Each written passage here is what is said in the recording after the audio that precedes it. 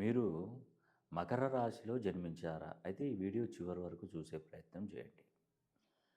ఒక విధంగా చెప్పాలంటే మకర రాశి వారికి 7.5 సంవత్సరాల శని పటాపంచలు కాబోతుంది. ఎప్పుడండి అది?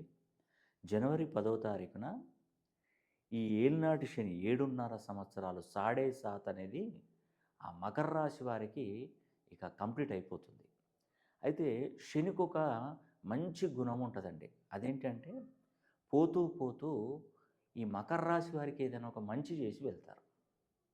ఉద్యోగ విషయంలో కానీ, చదువైనా కానీ, వ్యాపారమైనా కానీ, రుణ బాధలే కానీ, ఏదైనా లక్కీగా కలిసొచ్చేటువంటి పనులే కానివ్వండి, ఏదైనా ఒకటి తన దృష్టికి మనం తీసుకురాగలిగితే మాత్రం శని పోతూ పోతూ మీకు ఏదో ఒకటి మంచి చేస్తాడు. ఇప్పటి వరకు ఈ 7.5 సంవత్సరాలు పట్టిన శని ఇక చాలు. కష్టపడి పనిచేశారు కానీ ఏమాత్రం డెవలప్మెంట్ లేదు. టైం గడిచిపోతుంది, పిల్లలు పెరుగుతున్నారు, మీ జీవితం గడుస్తుంది కానీ ఎలాంటి అభివృద్ధి అనేది లేదు. కొందరికి చూస్తే మకర రాశి వారికి ఉండడానికి ఒక సొంత గృహం కూడా లేని పరిస్థితులు. ఏమైనా కూడా కష్టపడి సంపాదించుకోవడం, ఖర్చు పెట్టడం, అలా లైఫ్ అంతా కూడా ఎదుటివాడికి సాక్రిఫైస్ చేసినట్టుగానే ఉంటుంది. 7.5 సంవత్సరాలు అంటే మామూలు విషయం కాదు కదా. కాబట్టి శని జనవరి 10వ తారీఖున కుంభంలో నుండి మీనంలోకి వెళ్ళిపోతున్నాడు. సో మకర రాశి వారికి బంధన విముక్తులు అవ్వబోతున్నారు. ఇక నుండి వీరి జీవితం ఒక మంచి పొజిషన్కి వెళ్ళే అవకాశం అయితే తప్పకుండా కనిపిస్తుంది. ఇక నుంచి మీరు వేసేటువంటి ప్రతి ఒక్క అడుగు మీకు విజయం వైపే పడుతుంది. ఇక శనీశ్వరుడు మిమ్మల్ని వదిలిపెట్టాడు.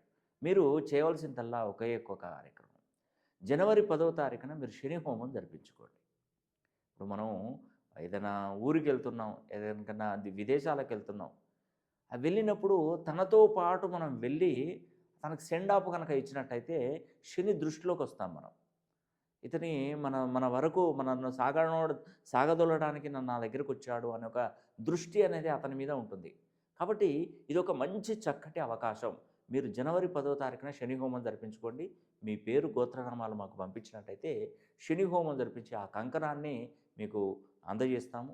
మరి ఈ అవకాశం శని ఈ కుంభరాశిలో నుండి మీనరాశిలోకి వెళ్ళిపోతే మళ్ళీ 30 సంవత్సరాల దాకా మనకు అనుకూలత అనేది ఇవ్వడు, గేట్లు క్లోజ్ చేస్తాడు. కాబట్టి ఈ విషయాన్ని ప్రతి ఒక్క మకర రాశి వారికి షేర్ చేయండి.